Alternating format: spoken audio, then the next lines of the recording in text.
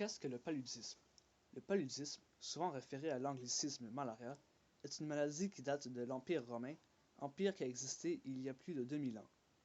Le parasite du paludisme, nommé Plasmodium, il est mortel sous la forme de l'espèce de parasite Plasmodium falciparum.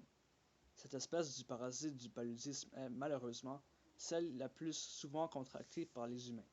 Les gens affectés de paludisme contractent la maladie 6 à 14 jours suite à la piqûre du moustique infecté, mais deviennent malades que 9 à 30 jours après. Ces gens souffrent d'une fièvre très sévère, de vertiges et de plusieurs autres symptômes, dont le vomissement et autres troubles digestifs.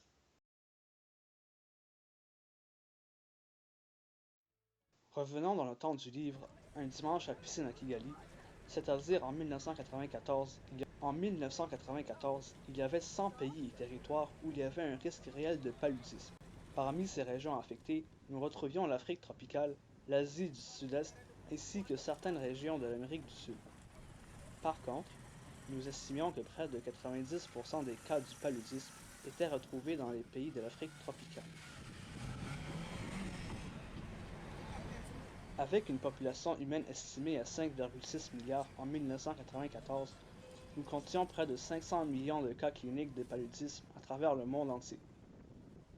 Nous estimions aussi que 1,5 à 2,7 millions de personnes en ont mouru en 1994 uniquement, avec plus de 1 million de ces décès appartenant à de jeunes enfants africains âgés de moins de 5 ans.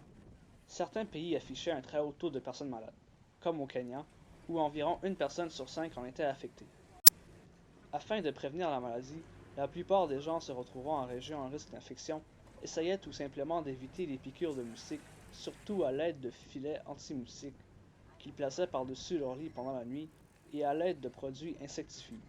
Pour ce qui est du traitement en cas d'infection, il existait un médicament qui devait être pris à tous les jours pendant 7 jours afin d'éliminer le parasite du paludisme.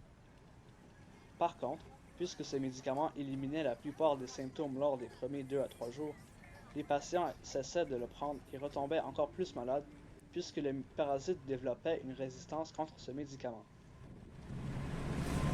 Revenons au présent, en 2014. Le cas des choses aujourd'hui est un peu différent, mais pour le mieux. Aujourd'hui, il y a 97 pays et territoires où il y a un risque réel d'infection de paludisme. Par contre, les régions affectées sont environ les mêmes, c'est-à-dire l'Afrique tropicale, l'Asie du Sud-Est, ainsi que certaines régions de l'Amérique du Sud. Ce qui n'a pas changé est que 90% des cas se retrouvent toujours en Afrique tropicale. Avec une population humaine mondiale estimée à 7,1 milliards, nous estimons qu'il y a environ 200 millions de cas de paludisme, une baisse de 300 millions de cas comparativement à 1994. Nous estimons aussi qu'en 2013, il y a eu environ 700 000 décès liés au paludisme, une baisse de 75% en 20 ans. Malheureusement, 77% de ces décès sont d'enfants de moins de 5 ans. Il est aussi à noter que 40% des décès liés au paludisme ont lieu dans 2 pays seulement, soit le Nigeria et la République démocratique du Congo.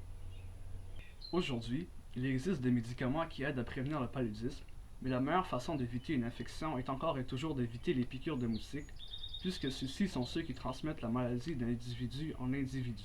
Quant au traitement, il existe maintenant une multitude de médicaments qui semblent faire un excellent travail dans l'éradication du parasite, mais la distribution de ces médicaments est très difficile dans plusieurs pays sans la coopération du gouvernement. En ce qui est du financement, environ 2,5 milliards de dollars américains sont allés dans la lutte contre le paludisme en 2013. En revanche, les gouvernements font partie de seulement 20% de ce financement, et certains pays tels que l'Ouganda n'ont pas investi un seul sou dans la cause depuis 2012. J'ai justement pu avoir une entrevue avec le président ougandais, Yoweri Museveni, pour discuter du sujet. Nous avons donc le privilège d'interviewer le président ougandais Yoweri Museveni par webcam, puisque nous ne pouvons pas nous rendre jusqu'en Ouganda. Bon après-midi, monsieur le président Museveni. Bonjour, ça va? Oui, merci. Un peu sur vous d'abord. Vous êtes le président de l'Ouganda depuis 1986. Donc depuis plus de 25 ans maintenant? Aujourd'hui, nous sommes ici pour aborder le sujet du paludisme, qui est donc une maladie très présente auprès de votre peuple ougandais, certes, mais aussi de l'ensemble des pays d'Afrique tropicale. Pourriez-vous nous en parler? Oui. Le paludisme ou la malaria date d'il y a des millénaires.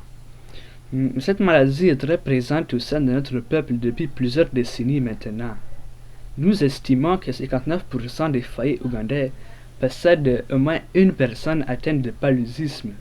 Donc, avec ses près de 10 millions de cas.